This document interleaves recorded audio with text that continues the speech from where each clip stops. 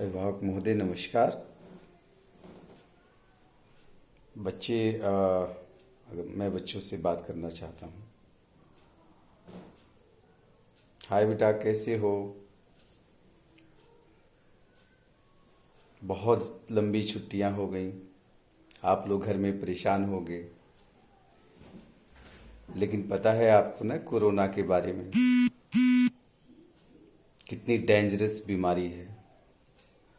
अच्छा, मैं बार बार आप लोगों से कहता हूँ कि after meal and before meal wash your hand, before meal, after meal, बताता हूं ना। चलो ठीक है। क्योंकि जो हमारे शरीर में जो हैंड है, ये हर किसी अच्छे और बुरे चीजों को टच करता है।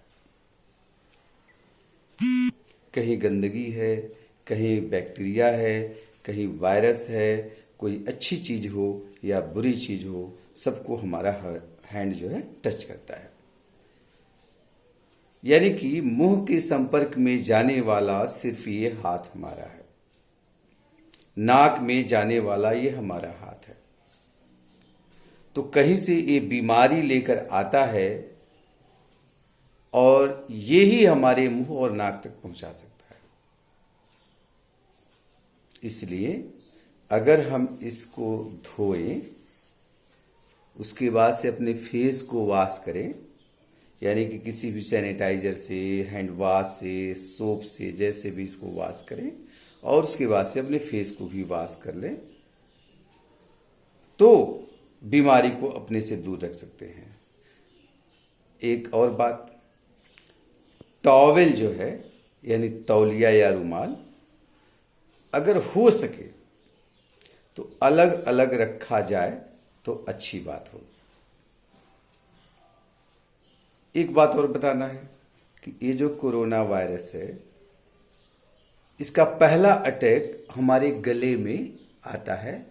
जो म्यूकस जेल, म्यूकस नाम की मोटी एक परत बना देती है, जिसमें गला हमारा थोड़ा सा अवरुद्ध हो जाता है और खांसी और बुखार उत्पन्न होता है, और ये हमारे रिस्पायरेटरी सिस्टम यानी श्वसन प्रक्रिया को काफी प्रभावित करता है।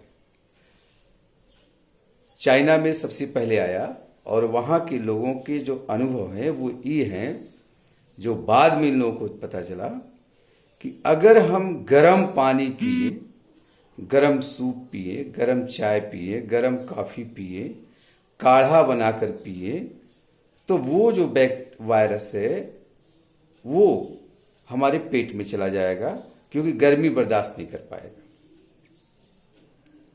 और पेट के माध्यम से, एनस के माध्यम से वो बाहर सुबह शौच के बाद निकल जाएगा। यानी कि लगातार हमको गर्म पानी पीना है, गर्म काढ़ा पीना है, या कॉफी या चाय लेना है। ठंडा पानी तो बिल्कुल नहीं पीना है, आइसक्रीम बिल्कुल नहीं खाना है। अगर आप ऐसा कर लेते हैं तो बीमारी से आप बचे रहेंगे। Because prevention is better than cure. बचाव ही सबसे अच्छा उपाय है। तो फालतू न घूमें, बाहर निकले तो मास्क लगाएं। मास्क नहीं है तो मम्मी से बोलिए कि एक मास्क बना दो। घर में भी बनाया जा सकता है मास्क, क्योंकि डॉक्टर से कहना है कि वो मास्क जो मार्केट में मिलता है वही जरूरी नहीं है। आप टॉवेल, रुमाल, कुछ भी आप अपने नाक पर, मुंह पर बांध सकते हैं, जिससे जो इन्फेक्टेड पर्सन के जो ड्रॉपलेट्स हैं, जैसे बोलते वक्त मुंह से कहीं थूक निकल जाता है, पानी निकल जाता है, या कहीं खांसी बुखार की वजह से कहीं थूक दिया, हाथ टच हो गया, तो वो हमारे मुंह पर डायरेक्ट नहीं आएगा। तो अगर हमारे पास मास्क नहीं है तो मम्मी लोग चाहें तो घर में ही मास्क बना सकती है। ये देखिए मास्क। ये वाला जो कॉटन नहीं था, ये कहीं से ऐसे था जो अंदर से सिंथेटिक कपड़ा था जो बड़ा ही बदबूदार, और ये कह लीजिए कि इन्फेक्शन लगता था कि जैसे सांस में कुछ उल्टा सीधा जा रहा है। तो ये हमने घर पे कॉटन लगवाया है। मेरी श्रीमती जी ने कॉटन इसके अंदर सिल दिया है। अब ये क्या है, ये रूमाल या ये मास्क दोनों का काम करेगा, और कॉटन होने की वजह से ये सांस लेने में परेशानी नहीं होगी। तो आप ऐसा घर पे, कोई जरूरी नहीं कि ब्लैक वाला हो, कॉटन कपड़े का जो मुलायम हो, सॉफ्ट हो, उससे ये बना सकते हैं घर पे। डेली शाम को इसको वॉश करके सोप से, और डिटाल का पानी हो उसमें इसको डुबाइए और सूखने के लिए रख दीजिए। फिर दिन भर यूज करिए, शाम को अवश्य धुलिए। और अपना मास्क दूसरों को मत दीजिए, घर में ही किसी को मत दीजिए, अपना मास्क स्वयं अपने लगाइए। ठीक है, चलिए। तो ज्ञान स्कूल में ही नहीं मिलता है, ज्ञान बादाम खाने से ही नहीं मिलता है, ठोकर खाने से भी मिलता है। और यह बहुत बड़ा ठोकर है हमारे पूरे पढ़े अनपढ़ और विद्वान लोगों के लिए भी, डॉक्टरों के लिए भी, और देश के सभी लोगों के लिए भी। और इससे जो है कि ज्ञान मिल रहा है कि हमें एहतियात कैसे बरतना चाहिए।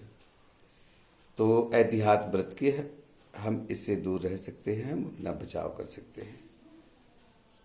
तो बीमारी को फैलने से बचाएं, स्वच्छ रहें और स्वस्थ रहें। घर पर पढ़ते रहें, जो आपको होमवर्क मिला है उसको एज ए असाइनमेंट आप एक ही नोटबुक में खूब अच्छे सुंदर अक्षरों में, अच्छी राइटिंग में उसको लिख के और अच्छा एक रजिस्टर बनाएं। और अगर वो कंप्लीट हो गया है तो अपने पूरे पुराने कोर्स को रिवाइज कर लें। अगर बैठे बैठे घर में इतना काम कर लेते हैं तो आप समझिए कि कितना बड़ा काम होगा। यानी जो साल भर में पढ़े वो 15-20 दिन में, ये जो छुट्टियां हम लोगों को मिली है, मे बी की छुट्टियां आगे भी जा सकती हैं। किसको पता कि आगे भी नहीं जाएंगी। तो इन छुट्टियों को बढ़ाया भी जा सकता है। इसलिए जितनी छुट्टियां मिल रही है उसका सदुपयोग करें। और जैसे ही स्कूल ओपन होगा, माहौल शांत होगा, हम आपकी सेवा में तत्पर रहेंगे। जिन लोगों ने देवरिया स्कॉलरशिप कॉन्टेस्ट में परीक्षा दिया था उनको सम्मानित भी हम करेंगे। ये हमारे बस में होता तो हम आज ही सम्मानित कर देते, बट ये हमारे बस की बात नहीं है।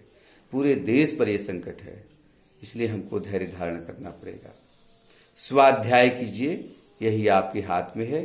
पेरेंट्स आपका सहयोग करें, और आपके अभिभावकों को भी मेरा सादर प्रणाम। धन्यवाद।